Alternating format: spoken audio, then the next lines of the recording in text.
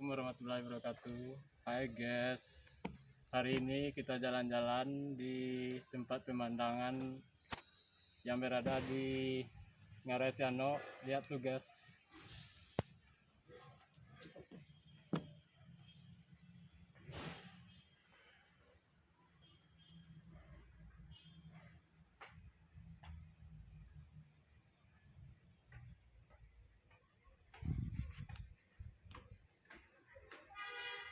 Ya, pemandangan begitu indah. Jika kalian ingin lebih tahu pemandangannya lebih bagus, tonton video saya ya sampai habis. Ya, oke lah, kita akan jalan-jalan. Kita sekarang di sini. Nanti turun tangga itu sampai Betul di sini. Habis itu di bawahnya ini datar semua. Nah, di dalamnya terdapat 21 kamar-kamar atau 42 simpang-simpang. Banyak simpang-simpang di dalam. Nah, di antaranya ada 6 dulu dipergunakan Jepang sebagai ruang amunisi. 2 buah ruang makan, 1 buah ruang sidang, dan lebihnya sebagai kamar-kamar. Nanti bisa lihat bekas penjara, ruang penyiksaan. Nanti kalau keluar sini kan naik tangga. Ini juga naik, keluar sini juga naik tangga, 1 buah ruang sidang, dan lebihnya sebagai kamar-kamar tidur. Nanti bisa lihat bekas penjara, ruang penyiksaan. Nah, nanti kalau keluar sini kan naik tangga. Iya. Keluar sini juga naik tangga, tapi langsung lihat pemandangan Ngarai Siano yang ada di Uang Seribu ini. Udah lihat ini dah, belum? Nah, nanti bisa lihat ini. Nah, ini bisa lihat ini. Jadi kalau ingin tahu sejarahnya dan juga untuk menunjuk jalan di dalam supaya nggak kesasar, bisa pakai pemandu. Soalnya dalam ini ada 42 simpang. Nah, dan juga kita tahu kalau kita pakai pemandu kita tahu sejarahnya. Saya memang sebagai pemandu di sini. Jadi nanti diantar sampai ke sini. Kembali ke atas lagi. Nah, sini keluar, naik, langsung lihat ini. Iya. Sampainya dalam taman ini juga. Namanya juga. Nah, kalau pakai pemandu nanti bisa diantar sampai itu menara pandang tuh, yang gambar yang tengah tuh. Nah, sampainya di situ. Kapan? Ke pemandu. Sampai puas. Ya, sudah ini konsep semalam. Nah, ini lubang Jepang nih kayak kalau ada adik ingin mau merekam untuk sejarahnya boleh direkam. Boleh direkam. Nah, ini ya. Nah, ini lubang Jepang nih sebetulnya yang bikin bukan orang Jepang, tapi orang kita yang kerja paksa Romusa dulu. Nah, para Romusa dulu mereka itu bukan pula orang Sumatera, tapi mereka didatangkan dari daerah Jawa, Kalimantan, Sulawesi. Habis kerja mereka itu dibunuh semua. Soalnya ini lubang rahasia di Jepang. Nah, lubang ini dia bikin tahun 42 sampai 45, baru diketahui sama masyarakat Bukit Tinggi ada lubang di sini baru tahun 46, 1 tahun setelah kita merdeka. Jadi semenjak tahun 46 sampai 85 ini dibiarkan aja. Ini baru resmi jadi objek wisata 11 Maret 86. Nah, ini lubang Jepang ini dulu dari sini ke atas, ini dulu kecil, bisa masuk cuma 1 orang. Nah, karena di sini taman, ini diperbesar oleh pemerintah Bukit Tinggi, diperbesar. Nah, dari sini ke bawah, ini besarnya udah asli. Ya, beda bikinan zaman dulu dengan zaman sekarang. Pemerintah Bukit Tinggi memperbesar, dibikin bulat. Kalau zaman Jepang ini 4 segi kotak. Jadi panjang lubang Jepang ini yang dijadikan objek wisata sekarang, ini total keseluruhan dia punya panjang ada 1470 meter. Yang kita tengok peta tadi 1470 meter. Tapi yang kita jalani jalan utamanya aja itu ada lebih kurang 300 meter. Soalnya di dalamnya terdapat 21 kamar-kamar. Jadi kita tidak perlu masuk satu persatu. Udah bisa kita tengok aja. Nah, lubang Jepang ini pun kalau digabung keseluruhan yang ada di Bukit Tinggi, lubang Jepang ini dia punya panjang ada 5 kilo 900 meter. Umumnya di bawah Bukit Tinggi ini lubang Jepang. Tapi yang lain tidak bisa dijadikan objek wisata karena dia punya ventilasi udara tidak mencukupi. Bukan tidak ada, tapi tidak cukup jadi objek wisata. Nah, ini pun baru disemen oleh pemerintah Bukit Tinggi tahun 2004. Tapi tentang penyemenan ini memang terjadi pro dan kontra. Kebanyakan kontra, masalahnya keasliannya hilang. Tapi nanti bisa kita tengok yang asli, sebetulnya lebih bagus asli daripada semen. Nanti kita tengok yang aslinya. Nah, kalau zaman sekarang, turis Jepang kalau datang sini 1 atau 2 orang, itu kebanyakan tidak berani masuk sini. Mungkin mereka itu menyangka orang Bukit Tinggi masih dendam, takut nanti dibunuh pula di dalam. Ya, mereka aja yang merasa takut. Padahal kan tak mungkin kan. Yang pertama kita udah merdeka. Yang kedua Bukit Tinggi ini kawasan wisata. Kalau diganggu orang satu, orang nggak bakal mau datang sini. Mereka aja yang merasa takut.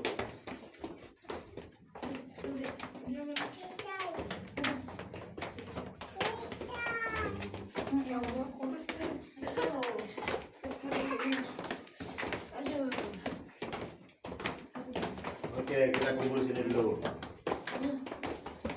Kumpul dulu, masih ada yang di atas. Nah ini, kalau kita ambil miring tangga ini ke atas, posisi kita sekarang ini berada di bawah tanah kedalaman 64 meter. Atau dia punya tangga dari bawah ini sampai pintu, itu ada tangganya 132 anak tangga. Tapi kalau kita ambil lurus ke atas, posisi kita sekarang ini berada di bawah tanah kedalaman 40 meter. Jadi kalau kita punya handphone pun di dalamnya tidak ada sinyal.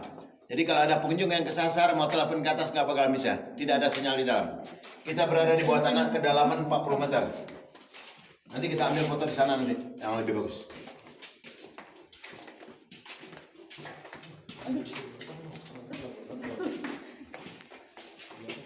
Yang sekarang ini dalam keadaan pandemi ini memang kurang pengunjung. Sepi ya. Sepi.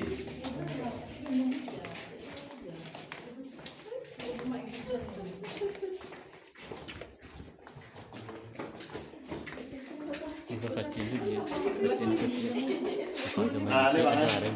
Ini lorongnya satu, ya. Ini satu sampai ujung itu ada jumlahnya 6. Itu dulu yang difungsikan oleh Jepang sebagai tempat penyimpanan amunisinya, peluru. Nah, sampai ujung kita tengok itu buntu. Kalau kita belok kiri, itu 2 jalan seperti ini juga, menghubung antara lubang pertama, kedua sampai 6. Jadi ini ada 2 jalan. Nah, di antara yang 6 ruangan di sini, pemerintah Bukit Tinggi nantinya lorong yang kedua mau difungsikan sebagai ruangan mini teater. Jadi kalau udah siap kita bisa nonton film dokumenter sini nantinya. Ruangan yang kedua ini. Tapi kapan siap saya pun belum tahu. Rencana orang Indonesia ini paling pintar berencana. Nah ini banget tembusnya ke Jurang Resiano. Ini ke Jurang Resiano dulu dipergunakan oleh Jepang sebagai pintu pelarian. Maksud pintu pelarian itu seandainya orang Jepang itu ketahuan bolong di sini sama masyarakat Bukit Tinggi atau militer kita, mereka lari melewati pintu ini, turun tali sejauh 50 meter ke bawah, baru sampai dasar Ngaresiano. Jadi 50 meter ke bawah, 40 meter ke atas. Nah sampai sekarang ini masih difungsikan sebagai ventilasi udara, tempat keluar masuk udara. Makanya udaranya dalam ini sejuk seperti pakai AC. Tidak ada AC di dalam. Kalau dikasih AC lagi orang bisa beku jadinya. Ini aja udah dingin.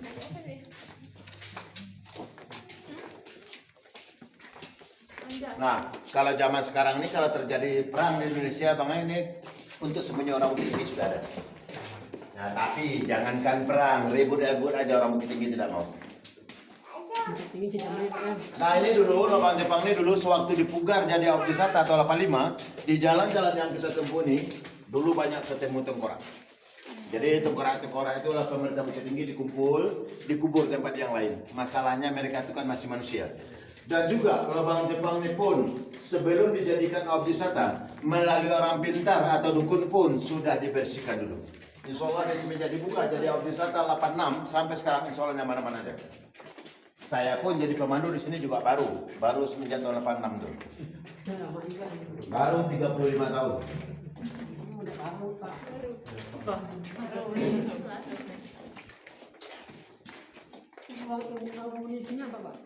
Ruang amunisi, peluru. Ya mana handphonenya tadi? Kita ambil foto sini. Mana handphone tadi?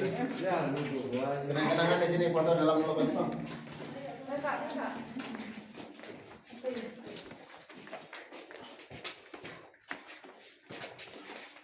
Mana handphonenya? Ini berjajar 15 buah. Ya, di antara 15 lorong ini, 2 di antaranya dulu dipergunakan sebagai ruang makan. 1 dipergunakan sebagai ruang sidang, lebihnya 12 buah lagi itu dipergunakan Jepang sebagai kamar-kamar tidur atau barak-barak militer Jepangnya. Nah, di antara kamar-kamar tidur Jepang ini, pemerintah Bukit Tinggi nantinya ada 4 lorong mau difungsikan sebagai kafe. mau bikin kafe di dalam. Tapi tempat jualan udah disediakan. Yang mau jualan yang tidak ada. Yang orang takut jualan di dalam. Yang ditakutkan orang jualan di dalam ini bukan karena mistik, bukan mistik. Tapi yang ditakutkan orang ada dua. Yang pertama rugi, siapa yang mau belanja? Yang kedua, kalau kita terlalu lama di dalam nih, dari pagi duduk aja di sini jualan sampai sore. Setiap hari, jangankan untung yang kita dapat, malah penyakit. Udaranya lembab. Seperti saya, apa salahnya saya punya keluarga, saya suruh jualan sini kan? Tapi saya takut nanti keluarga sakit. Ya kita lihat bekas penjara sana.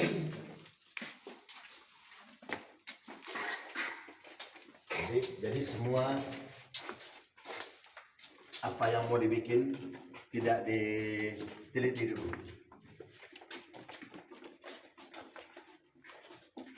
Sebetulnya ini di semen pun banyak yang kontra, soalnya aslinya itu hilang. Nah kalau saya ini kasih nama bukan lubang Jepang lagi, terowongan. Nah, kalau terowongan itu kan yang di semen.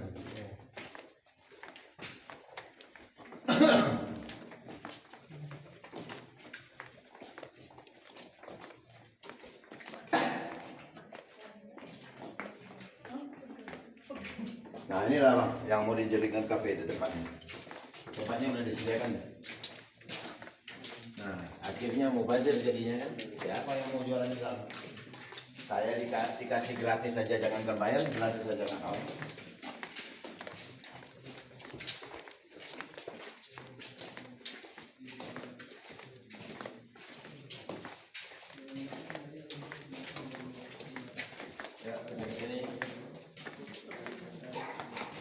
Nah inilah bang, yang di semen saya bilang tadi ini banyak yang kontrak, aslinya hilang. Yang kedua, akibat di semen seperti ini, lepas dia kan? Ya kita sini kan, lepas dia. Tanah ini kan dia mengandung air. Lama-lama getah semen itu hilang, dia jatuh seperti ini. Nah sebetulnya lebih bagus yang asli, yang belum di semen yang ini.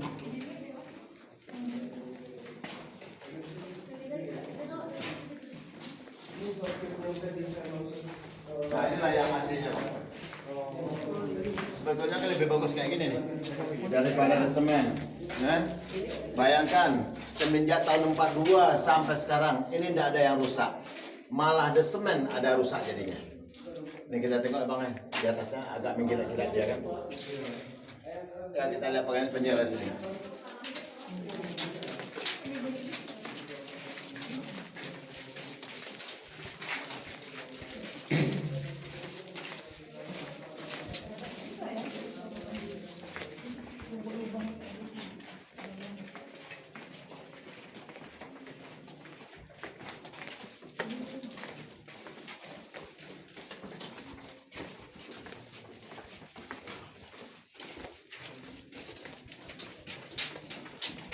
Nah inilah bang dulu yang difungsikan oleh Jepang sebagai penjaranya.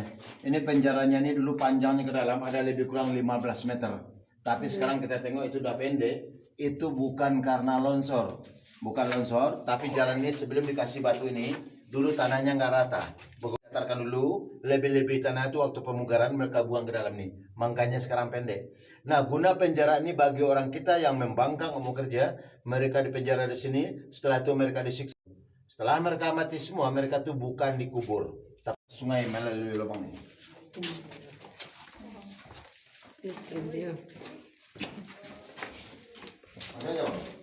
Nah ini lubang yang dibuat ini dulu besarnya sama besar dengan di atas ini dulu.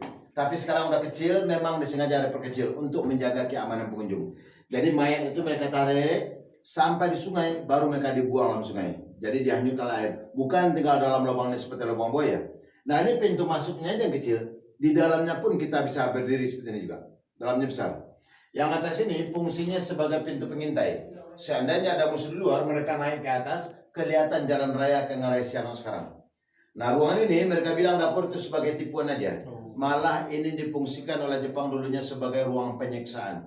Kalau mereka pergunakan buat masak di sini, otomatis pasti asapnya keluar sini. Bisa diketahui bahasa orang mikir lubang. Itu sebagai tipuan aja mereka bilang dapur. Malah ini difungsikan sebagai ruang penyiksaan. Dulu adik pernah lihat di acara di Ukauka atau enggak? Di Trans 7? Pernah lihat Ukauka? Uji nyali itu? Tapi itu jangan dipercaya. Saya sarankan jangan dipercaya. Itu semua settingan reka. Nah, yang kita tengok samping kiri kanan kan ada lubang garis-garis ini. Iya. Ya, ini fungsinya bagi Jepang dulu ada dua, Bang. Yang pertama fungsinya sebagai penaruh obor. Dia taruh sini penerang.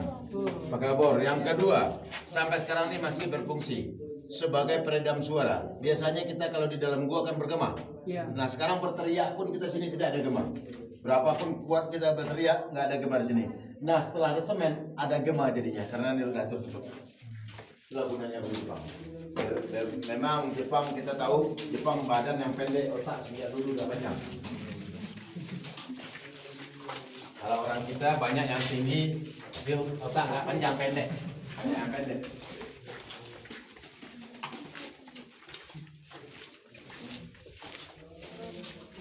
Selama 2 tahun 8 bulan bisa dia bikin jauh 5 kilo 900 meter. 2 tahun 8 bulan.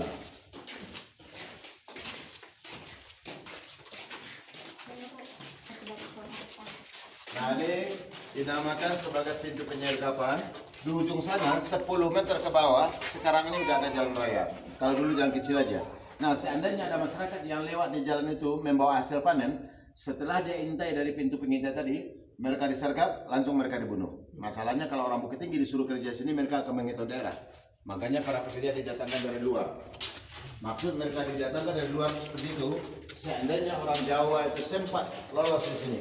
Yang pertama, dia tidak akan mengetahui daerah, kemana mau lari. Yang kedua, zaman dulu bahasa nasional belum seberapa. Kita pakai bahasa daerah masing-masing. Jadi kalau orang Jawa sempat lolos, ketemu sama orang Minang. Orang Jawa ngomong Jawa, orang Minang ngomong Minang, jadi nak nyambung. Ya, kalau dia ketemu. Itulah taktik mereka. Kalau orang Bukit Tinggi dulu ditangkap, dijadikan romusa, itu mereka dibawa ke Riau. Bikin jalan kereta api.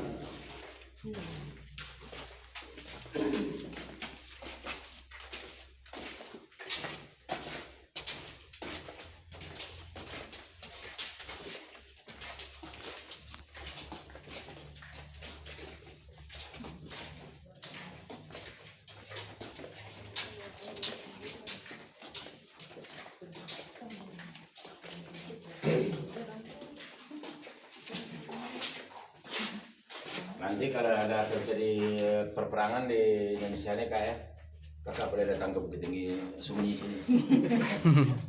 Tempat sembunyi udah siap. Ya, tempatnya luas, pengunjungnya kan harus dijaga di pintu. Pengunjung masyarakatnya cuma sedikit. Kan luas dari Bukit Tinggi. Nah, ini kita keluar sini. Nah, kan kedengaran saya ngomong di sini bergema kan? Iya. Tadi di tempat sana itu tidak ada gema. Nah, ini pintu ini dulu dipergunakan oleh Jepang sebagai pintu utamanya. Maksud pintu utama itu tempat dia start pembikinan lubang Jepang ini, dari sini dia mulai. Baru mereka bikin kamar-kamar di dalam, baru tembus ke atas tadi. Jadi dia membawa para pekerja, mengeluarkan tanahnya, membawa makanan dari sini semua. Tapi sampai saat ini ada 3 yang belum dapat diketahui sampai sekarang, masih misteri. Yang pertama, panjang lubang Jepang ini ada 5 kilo 900 meter. Lebar kali tinggi. Ini berapa juta kubik tanahnya. Kemana dia buang bekas galian tanah ini sampai sekarang tidak diketahui. Yang kedua, pembuatan lubang Jepang ini cuma makan waktu selama 2 tahun 8 bulan. Bisa bikin sejauh 5 kilo 900 meter dengan tenaga manusia, dengan alat manual. Berapa juta orang kita yang jadi korban. Tidak dapat diketahui sampai sekarang. Yang ketiga, pimpinannya di sini dulu yaitu Jenderal Watanabe. Apakah dia sudah mati? Kemana dia pergi? Sampai saat ini tidak diketahui. Jadi yang 3 itu masih tanda tanya. Itulah tentang cerita lubang Jepang ini semua. Ya, kita keluar sini. Kita keluar sini, naik tangga, baru langsung lihat pemandangan Ngarai Siau tadi.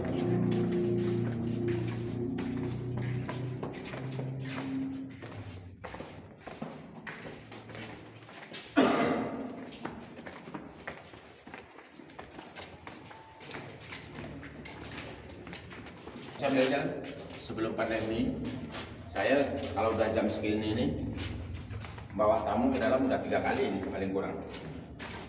Tapi kalau sekarang ini baru kali ini baru karena sepi. Apanya? Nah, betul. Ada besar. Oh.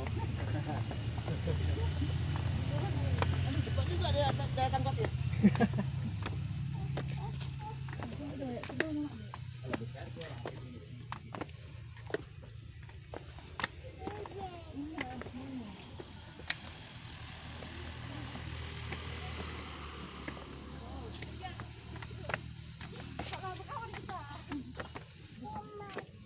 Monyet namanya.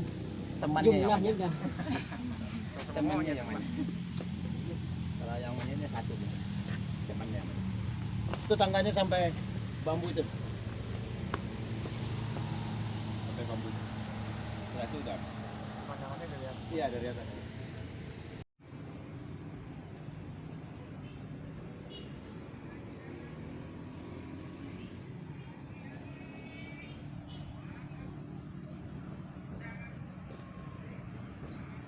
Hai guys, berakhir sudah perjalanan kita jalan-jalan ke Ngaresiano, Bang Jepang.